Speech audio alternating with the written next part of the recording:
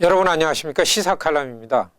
여러분, 한국과 일본 정부가 일본군 위안부 문제에 대한 합의안을 발표했습니다.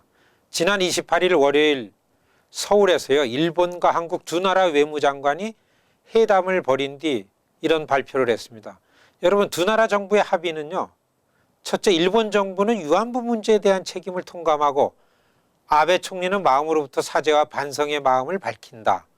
두 번째는 일본 정부의 예산으로 위안부 피해자를 위한 사업을 벌이고요. 셋째는 두 나라 정부는 앞으로 국제사회에서 이 문제를 두고 서로 비판을 자제한다. 이런 겁니다.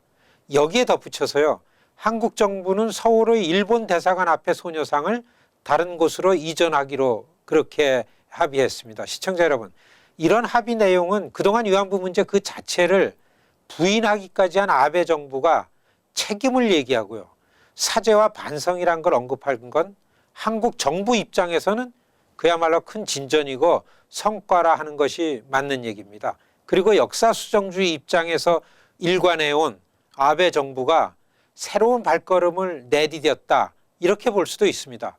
한국, 미국, 일본 삼각동맹을 외쳐오던 미국 입장은요, 이 합의를 반기고 환영하는 논평을 내고요, 그리고 공식적인 입장을 그렇게 보이고 있습니다. 여러분, 사실 이 문제를 해결해 나가는 과정에서 가장 중심으로 기준해야 될 일은요, 피해자의 입장입니다. 국가 간의 이슈라 할지라도요, 이 문제에 관해서는 피해자가 지금 생존해 있기 때문에 그것이 가장 중요한 일입니다. 피해자가 다시는 이러한 일이 일어나지면 안 된다, 그러면서 모든 불이익과 불편함 그리고 수치심에도 불구하고 용기 있게 나서 있는 그런 상황이기 때문에요, 가해자의 진정한 사죄는 피해자의 입장에서 봐야 맞다, 이렇게 설명할 수 있습니다. 진정한 사과 사죄가 아니면 여러분, 역사는 반복되기 때문에 피해자 중심이 돼야 됩니다.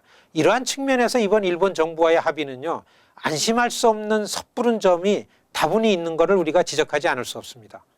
우리는 이번 합의에 대해서요, 피해자 할머니들의 반응에 주목해야 합니다. 홀로코스트의 예처럼 법적인 책임을 성문화해야 후대의 교육도 가능하게 되고요, 새로운 사실들이 또 나오면 가해자들이 기꺼이 그거를 받아들이게 됩니다. 그래서 2007년 미 연방의회 결의안의 최종 목적은요, 다시는 일어나지 않도록 후대에게 교육시킨다, 이겁니다. 이 교육의 문제가 이번 합의엔 전혀 언급이 없습니다. 위안부 문제 관련 가장 모범적인 일본의 태도가 우리한테 알려지기는 1993년 고노 관방장관의 담화인데요, 그때 아베 정부는 고노 담화를 계승하지만 그것이 진실이 아니라고 이렇게 버텨오다가 이번에 이와 같이 합의를 했습니다. 이번 합의에서 일본 정부도 쉽지는 않았을 것으로 예상됩니다. 정말 참으로 여러분, 어처구니 없는 건요, 인권의 문제고요, 역사 진실의 문제를 적당히 두 나라가 주고받고 하는 걸로다가 이렇게 합의하고 타협하는 시기인데요, 이것이 외교적으로는 성과이긴 하지만 우리 같은 시민의 입장에서는요, 심지어는 2012년 이명박 정부가 받아들이지 않은 사사의 안이라고 있습니다. 그거로부터 별로 진전된 게 없습니다. 겨우 이번에 그거로부터 진전은요, 지원금 액수만 좀 늘어났습니다. 미국이란 강대국이 두 나라가 이 문제에 어떻게 해서든지 화해하라는 압력에 두 나라 다 어쩔 수 없었던 겁니다. 미국의 이와 같은 압력을 어떻게 보면 일본은 반겼을 테고요, 한국에겐 그야말로 압력으로 왔었을 것으로 보입니다. 시청자 여러분, 그동안 미국은 한국과 일본 간의 관계가 이 문제로 인해서 점점 불화로 치닫는 것에 상당히 우려를 표명해 왔습니다.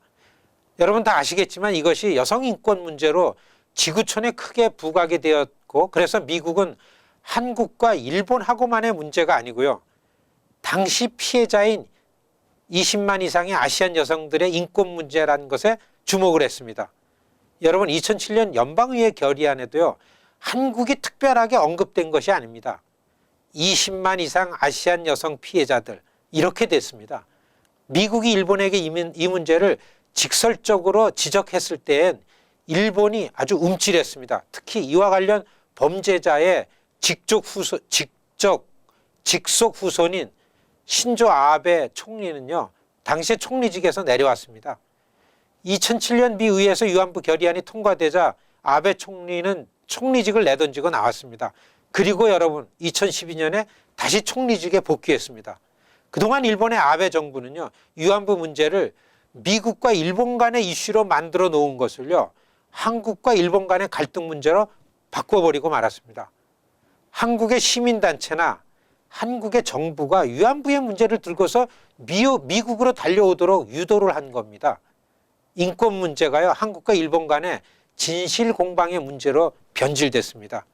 미국은 일본과 한국에게 두 나라가 화해하고 잘 지내라고 그렇게 압력을 가하기 시작했고요.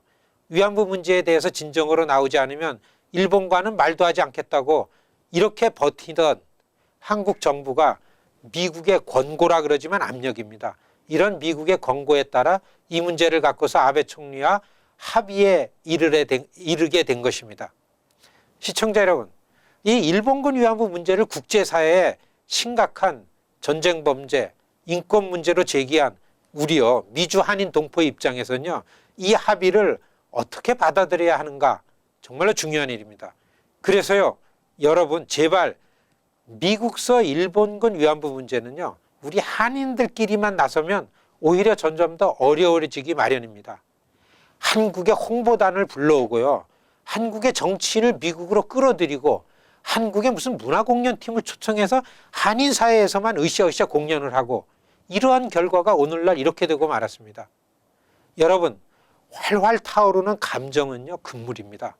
냉정하게 우리가 이기는 길로 가야 합니다. 여러분, 강한 피해자의 논리로 우리가 나가야 합니다. 한인들은 좀 뒤로 나오고요, 미국의 오피니언 리더들과 미 주류 정치인들이 인권 문제로, 전쟁 범죄 문제로 목소리를 내도록 우리가 역할해야 합니다. 여러분, 차분하고 조용하게 그렇게 가야 합니다.